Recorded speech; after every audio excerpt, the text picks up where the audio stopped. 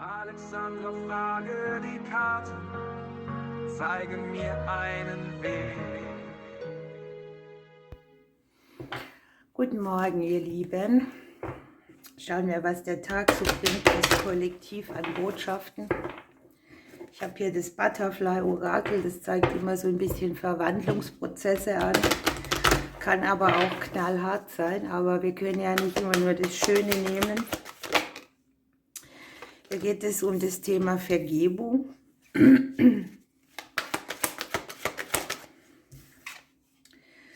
Und es geht um das Thema Mut. Manchmal muss man vielleicht auch mutig nochmal den Dingen ins Auge sehen, die man selbst jemanden angetan hat oder die einem angetan wurden. Viele Menschen tun sich ja schwer mit Vergebung, weil sie denken, sie erleichtern dann den anderen, aber im Prinzip erleichtert man sich nur selbst damit. Und es gehört schon Mut dazu, auch dahin zu gucken, wo man sich selbst vergeben muss. Wir haben unten hier noch das Thema familiäre Veränderungen stehen an. Kann natürlich auch sein, dass sich in den Familien so Wege zeigen, die sich plötzlich ändern oder Situationen, wo jemand andere Wege einschlägt. Man selber vielleicht so denkt, muss das sein? Aber wir Menschen sind alle frei, auch die, die mit und um uns leben. Und das ist eben hier so eine Sache, den anderen zu lassen. Da geht es um Bewegung, unterwegs sein, das Bötchen in eine Richtung bringen. Etwas kriegt einen Anfang, eine Erneuerung. Wir haben hier von den Zahlen her die 1 und die 3. Ne? Etwas ist aufwärtsstrebend zu einer Phase mit der 3, wo sich etwas göttlich in eine neue Phase auch transformiert. Die Liebe, die Herzensangelegenheiten, das, was einem wichtig ist. Vielleicht ist man auch sehr bewegt im Herz, dass einen etwas sehr rührt oder dass man an etwas sehr rummacht. Und genau das, ja, rummacht ist das Richtige, weil wir haben hier dann die Kombination für Liebeskummer oder etwas nagt an mir, etwas hat mir wehgetan.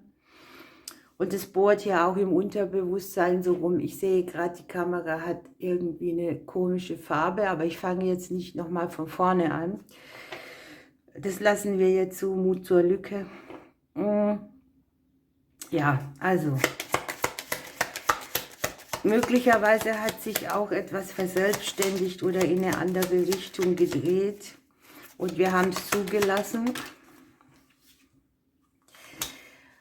Hier zeigen sich mal wieder schicksalshafte Themen, auch aus der Vergangenheit, Schwierigkeiten, Herausforderungen, ein Kreuz, das wir getragen haben. Das hat hier die große Chance, bereinigt zu werden.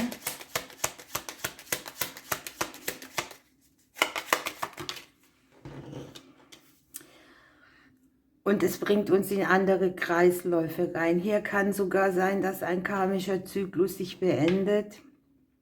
Dass Sachen, die mal so bestanden haben, dass die es so nicht mehr gibt. Und dass es zugleich auch eine Erleichterung mitbringt. Hier wird das Kreuz weggenagt.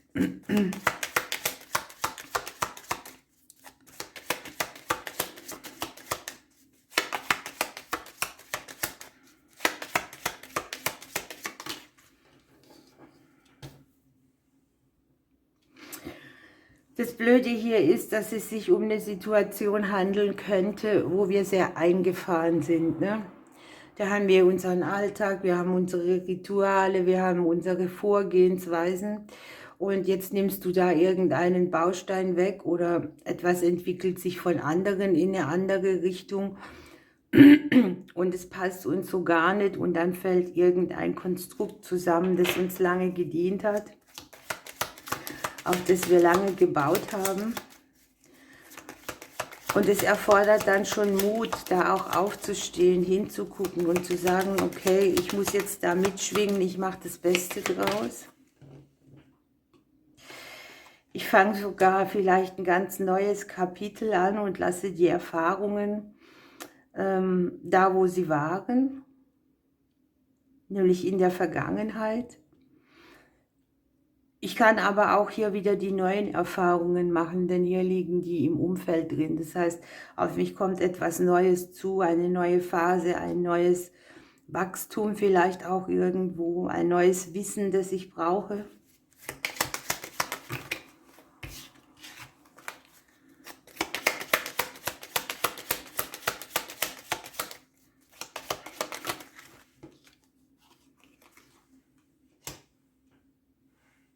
Es erfordert hier sehr viel Größe, Selbstvertrauen, Stärke. Man kommt hier vielleicht auch irgendeinem, ich sag's mal, Familiengeheimnis auf die Spur. Etwas, was man anders vermutet hat, zeigt sich jetzt neu.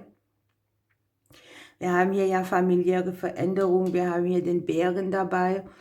Kann natürlich auch sein, dass sich hier die Vergangenheit klärt oder dass bestimmte Trigger aus der Vergangenheit kommen, um dass wir das loslassen können, mutig in eine neue Richtung zu gehen, in seiner ganzen Größe, unabhängig auch zu sein. Wenn wir jetzt den Bären als Vaterthema haben hätten oder unsere Wurzel, ne, und das Beziehungsleben mit dabei, dann geht es natürlich auch um unsere ureigene Prägung. Wie haben wir unsere Partner rausgesucht? Ne? Wir haben unsere Eltern, ihre Beziehungen gelebt. Was haben wir gemacht? Wo wurde uns vielleicht auch etwas vorgelebt, das uns nachher auf eine schwierige Bahn gebracht hatte?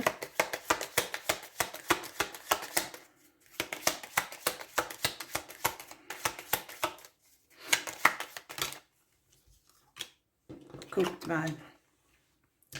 Wir haben uns die Familienkarte, also es passt ideal, die Familienbeziehungen, den Kampf, den wir mit etwas führen und die Harmonie, die hier reinkommen darf.